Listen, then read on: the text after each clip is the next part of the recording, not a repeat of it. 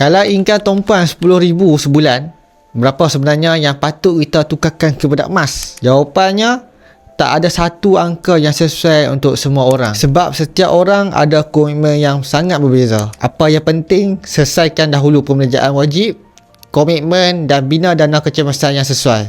Selepas itu, barulah tentukan berapa banyak lebihan yang kita selesa untuk jadikan simpanan jangka masa panjang. Contohnya, ada orang selesa asingkan RM1,000 sebulan. Ada yang RM3,000 sebulan. Ada juga yang bila dapat bonus besar, terus tukarkan sebahagian kepada aset emas macam ini.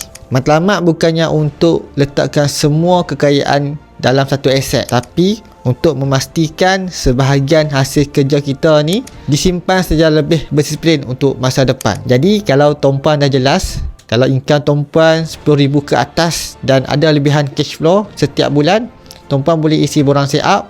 Saya akan bimbing tumpuan simpan emas sehingga tumpuan kaya dengan simpanan emas. Semoga bermanfaat.